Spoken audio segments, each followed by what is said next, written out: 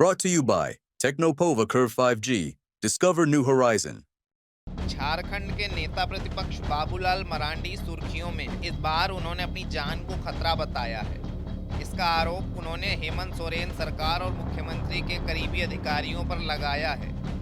बाबूलाल मरांडी ने कहा कि विश्वस्त सूत्रों से उन्हें सूचना मिली है कि झारखंड के मुख्यमंत्री के करीबी कुछ भ्रष्ट, षड्यंत्रकारी और अपराधी प्रवृत्ति के अधिकारियों ने उन्हें डराने के लिए सरकार से सुपारी ली है, क्योंकि वह लगातार झारखंड में भ्रष्टाचार को लेकर आवाज उठा रहे हैं।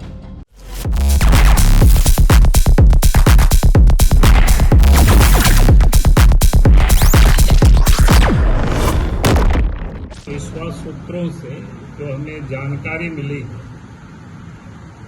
राज्य के मुख्यमंत्री और उनके कुछ चाहते भ्रष्ट अफसर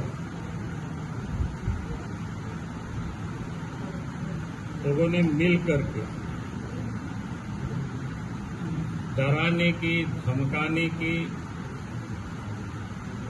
एक प्रकार से सुपारी लोगों ने ले रखा है।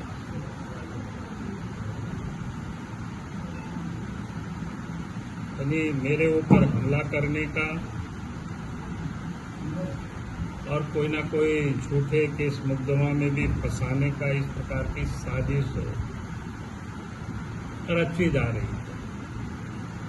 मेरे ऊपर भी हो सकता है, परिवार के ऊपर भी हो सकता है, या फिर हमसे जुड़े हुए लोगों के ऊपर भी हो सकता है।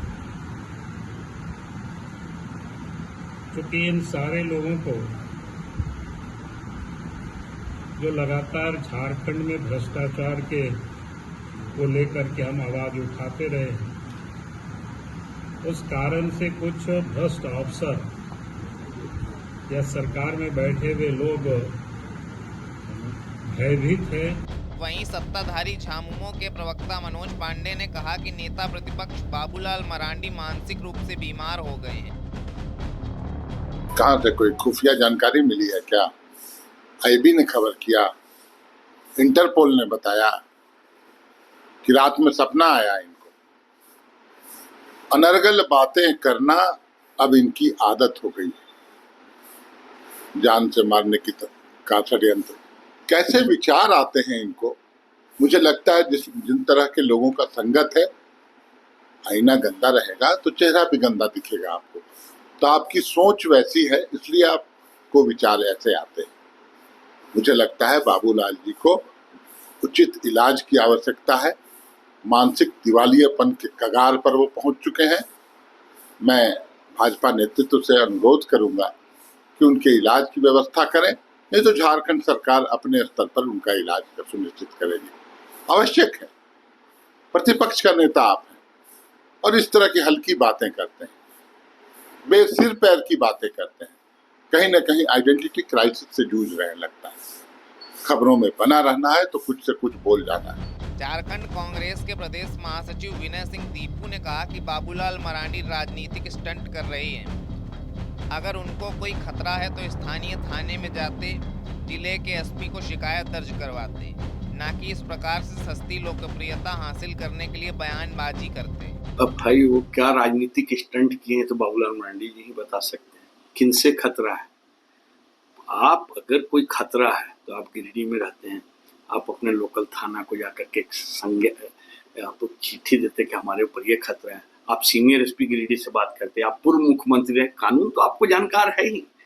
आपने शासन चलाया है और शासन के साथ में आपको सब चीज पता है और ये भी पता हो कि कौन सा कार्ड कब खेलना है। तो हमको लगता है एक कार्ड है उनका विक्टिम कार्ड, सत्ता में आ नहीं पा रहे हैं। तो मैं ये समझता हूँ कि इनको बाबूलाल जी हमारे लिए बहुत आदरणीय रहे हैं, क्योंकि जब झारखंड विकास मोर्चा में थे तो हम लोग साथ साथ इलेक्शन लड़े थे, हम लोग गठबंधन में थे और भारतीय जनता पार्टी के खिलाफ, नरेंद्र मोदी के खिलाफ क्या क्या बोलते, कुतुब मीनार वाला शायद कुछ बोलते थे।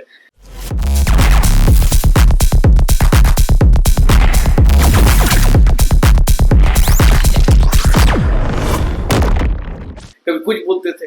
तो मैं ये समझता हूँ इनको स्टंट करने की आदत है। अगर कोई उस तरह की बात लग रहा है तो आप डीजीपी से जाकर मिलकर के अपनी सुरक्षा को और बढ़वाना है। केंद्र सरकार अमित शाह के हैं, सीआरपीएफ की पूरी 2-4-5 बटालियन आपके घर में आपके साथ वो घुमाएंगे। मैं हेमंत सोरेन जी से भी आग्रह करूंगी इनके घर के इर्द गिर्द 2-4 ट्रक जैसे सैनिक जो भी है यहाँ के पुलिस के लोग उनको अलर्ट कर दिया जाए, लेकिन स्टंट नहीं करे। आपकी जान को कोई खतरा नहीं होगा, उसकी जवाबदेही पूरे झारखंड की। कुल मिलाकर प्रदेश में नेताओं के लिए जान की कीमत इतनी सस्ती हो गई है कि उसके इर्द गिर्द आरोप प्रत्यारोप का दौर जारी है। TV9 के लिए रांची से अशोक कुमार की report. Brought to you by Technopova Curve 5G. Discover new horizon.